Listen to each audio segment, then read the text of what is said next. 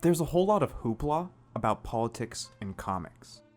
Some people think there's too much politics in comic books, since more characters are introduced every year that more accurately reflect the diverse melting pot that is both the United States and the world at large.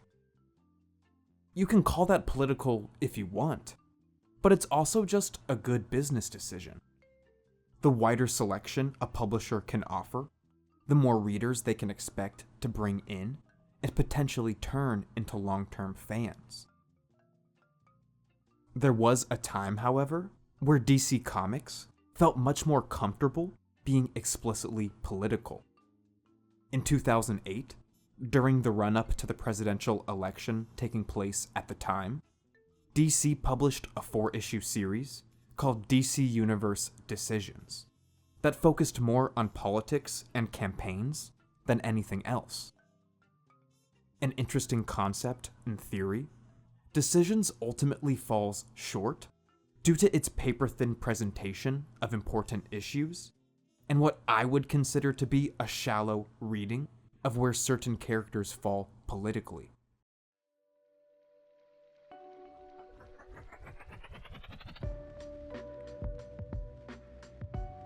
To ensure a book that was designed to tear the DCU apart politically appeared balanced, it was co-written by Judd Winick, a Democrat, and Bill Willingham, a Republican.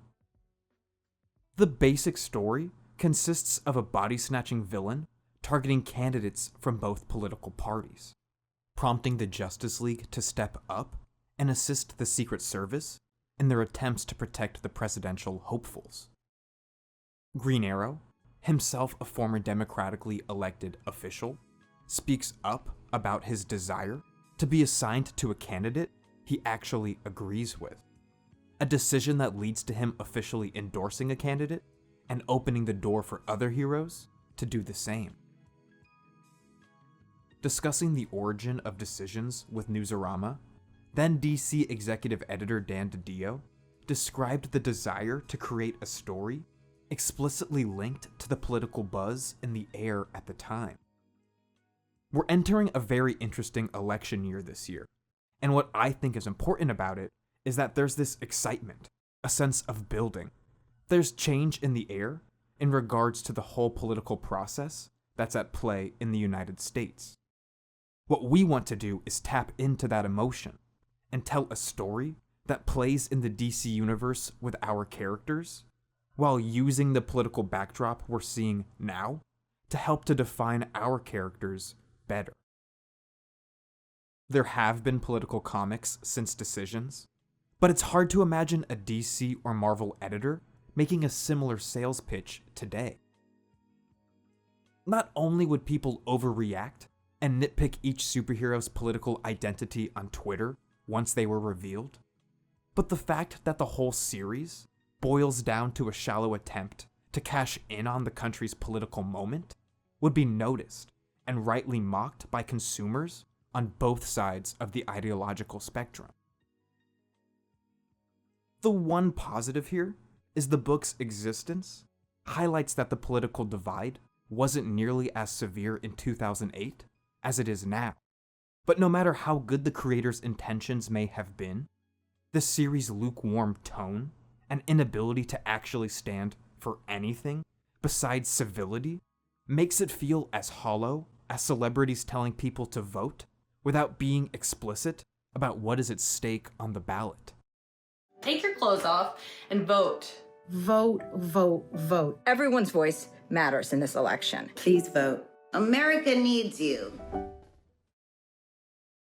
Since the book's co-writers had different political identities, each of them chose certain characters to represent their beliefs. Everyone from Power Girl to Firestorm ultimately came out and expressed their opinions, but the fact that the two writers evenly divided the work meant both of their ideologies needed roughly equal representation. As DiDio described it, the division of labor was intended to make things appear fair, once again telling Newsarama, quote, "What that allows us to do is explore both sides of the story without selling one side short. We're only giving one lip service while we fully explore the other. It's not about a right or wrong. It's about the whole process itself, and more importantly, what motivates people to participate. Splitting things up 50-50 sounds nice on paper, but the big problem with this is that in an attempt to give both political sides equal representation within the book, certain characters were mishandled or simplified to fit into partisan boxes. No matter how fair DiDio and co. may have wanted to be, their overindulgence in bipartisanship obscures the fact that there is such a thing as a morally right stance in most political debates, and that a lot of these characters are intrinsically tied to progressive social values. Superheroes became popular in American media around World War II, when big government helped defeat foreign dictators and promoted social justice at home. So even if iconic figures give lip service to conservative talking points in this series, it doesn't take much unpacking for audiences to recognize how certain characters would actually feel. Decisions assigns the primary Lefty role to Green Arrow. Ever since the Green Lantern Green Arrow book by Denny O'Neil and Neil Adams came out in the 70s, Oliver Queen has been depicted as a proud liberal, someone who promotes radical change and is happy to do the work needed to improve people's lives. The second issue of Decisions opens immediately after Oliver's endorsement of Senator Brewster, and sees him being confronted by his old friend, Hal Jordan. While Hal never comes out and makes a formal endorsement of any candidate in the series, his ideas about neutrality and personal responsibility point to a more conservative slant. Rather than have a level-headed conversation about their differing opinions, these two friends quickly descend to name-calling and fist-fighting. This confrontation, no matter how brief it may be, says more about American politics than anything else in the entire series. It doesn't matter how much these heroes love each other or how much time they've shared together, their dialogue quickly becomes nothing more than a fight for dominance. Apparently, even members of the Justice League, these mythic figures readers are supposed to look up to, are susceptible to the emotional manipulations of politics. Obviously, a conversation isn't as exciting for the reader, but the fact that things so quickly descend into personal attacks and fisticuffs without any substance involved contradicts DiDio's original intention of the story reflecting the sense of change bubbling up in the country at the time. There's nothing valuable taking place here from a story perspective. It's just an attention-grabbing moment that reinforces a negative image of politics as a conflict rather than an ongoing conversation. One of the most pathetic things the book does is later frame this fight as an inevitable clash between old friends. But it's clear that their animosity here comes from real ideological differences, not years' worth of friendly disagreements. If the creators had been able to examine this tension and pick apart why the characters still love each other despite their resentments, it could have been an amazing character study that still holds up today.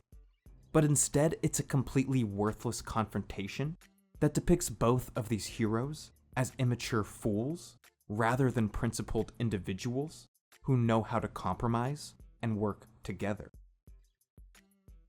These two green beans get more page time than most other heroes, but the series utilizes a few 9-panel grids to quickly explain how multiple characters feel. To maintain the air of fairness and the illusion of a real partisan debate taking place, superheroes are shown endorsing multiple candidates and ideas within both parties. Blue Beetle, for example, is unclear about which candidate he supports, but he mentions a universal healthcare plan that would reorganize an entire system. On the other end of the spectrum, the Justice Society's Wildcat endorses a candidate simply for being a tough SOB, representing voters who look for macho qualities in their leaders. And just like in the real world, some people simply want to share their thoughts so they can be on TV or be seen saying something shocking in front of a camera.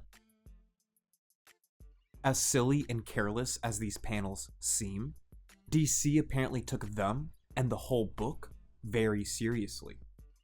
From that same Newsarama interview, DiDio said, "It may be divisive, but it's also defining.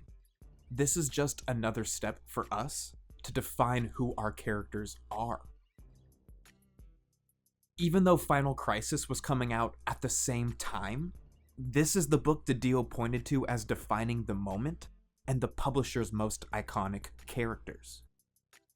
If DC wants me to look at heroes like Hawkman or Wonder Woman and consider decisions to be definitive appearances for them, then me and the publisher have fundamentally different understandings of these characters.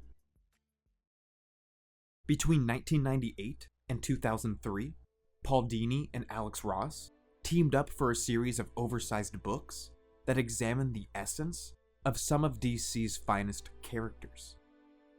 In 2001, the two released a book called Wonder Woman, Spirit of Truth, that perfectly balances her strength and compassion. Now, if I was a betting man, I'd wager that Dan DiDio and Bill Willingham never read this book, and especially never saw this paragraph in particular, because this is what I consider to be the definitive Wonder Woman, not this. Despite Spirit of Truth and other books that showcase her empathy as one of her greatest strengths, Decisions cast her as someone who prides warrior qualities above everything else in her leaders. I'm fine with people having different perspectives on characters, but the book adds insult to injury when it shows Wonder Woman completely being bamboozled by a Republican stump speech. She may kick bad guy butt, but Wonder Woman is a helper to the core, doing everything she can to make sure people are provided for and protected from harm. So to show her so quickly fall for a politician's flowery lies about how the US is always hesitant to go to war, but compassionate to those we defeat, is truly an insult to the character's emotional intelligence. More than most of her allies, Wonder Woman is harshly familiar with the destructive consequences of war, and the book doesn't even treat her with enough respect to show her pushing back against a propagandic view of war. It does make a certain amount of sense that someone from a society like Themyscira would look up to warrior leaders who know when to use force, but Wonder Woman would never fall for such a simplified view of war's devastating effects. In January 2007, after the Bush administration's actions already led to the deaths of an estimated 60,000 innocent Iraqi citizens, an increase of 21,500 US troops on the ground was announced. Vice President Cheney was quick to dismiss opposition to the surge, telling Fox News anchor Chris Wallace, quote, "It is the kind of conflict that's going to drive our policy and our government for the next 20 or 30 or 40 years. We have to prevail, and we have to have the stomach for the fight long term." Ridgway doesn't represent the Bush administration, but it's important to remember this context and quotes like these when composing a fictional Republican Party meant to resemble the real one. When Cheney spoke to Wallace, the Iraq War had already been going on for roughly 4 years, and yet he and his party were preparing the American people for decades worth of conflicts. So by having Wonder Woman side with Ridgway after a simple speech, she is essentially tying herself to a party that promotes endless warfare. Regardless of what Decisions may want fans to believe, or DiDio's thoughts that this series is a definitive look at the DC superheroes, there's absolutely no way Wonder Woman would side with Republicans and endorse the concept of protracted warfare in the Middle East. As if it's not bad enough the book fundamentally misunderstands Wonder Woman, Decisions also does Superman pretty dirty.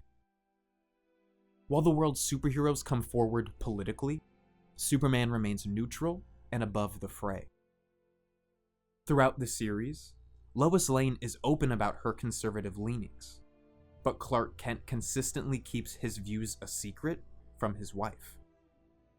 Not only does he refuse to discuss his beliefs with his own life partner, even after he casts a ballot, he takes to the skies as Superman to argue that it was wrong for his costumed colleagues to share their political leanings. As superheroes, they are ungoverned and ungovernable. So in Superman's opinion, it is wrong for them to interfere in how the government functions, since they will work to protect everyone regardless of who is in power. Part of me understands Superman's perspective. He will work with elected officials regardless of how he personally feels about them. But the way it's presented feeds into a shallow understanding of politics. It's kind of a cultural taboo in the United States to talk about politics, and Superman is essentially signaling that that attitude is acceptable. Sure, it could be seen as manipulative for him to say which candidate he prefers from the bunch, but there is nothing holding him back from explicitly saying what kind of policies and actions the government can take to make the world a better place. Clark Kent is a reporter, for God's sake, so he knows the power words have on people, and yet he continually resorts to changing the world, mostly with his fists. Superman is the world's most popular immigrant, and yet he refuses to come out strongly for pro-immigration policies. Superman stands for peace and justice for all people, not just American citizens, and yet he doesn't speak out against the evils of American exceptionalism or colonization abroad. He simply takes this opportunity to belittle his friends for sharing their opinions. Even more so now than in 2008, the United States is an impoverished country where people's rights are slowly being peeled away. That is politics. The fight to maintain a decent life is politics. And for some reason, DC's political project essentially ends by telling readers to keep their views to themselves and just show up to the polls every few years. At the end of the day, the book falls flat because it doesn't actually move the political conversation along. When this book came out, the American public was overwhelmingly opposed to the ongoing wars in Iraq and Afghanistan.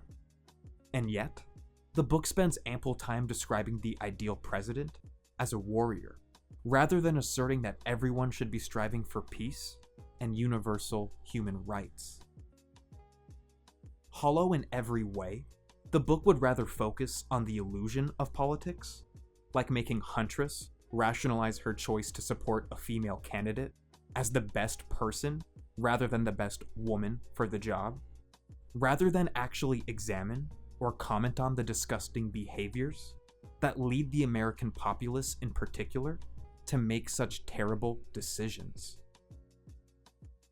Having superheroes endorse candidates and stand in for campaign commercials doesn't further a specific goal or help reimagine a more moral society.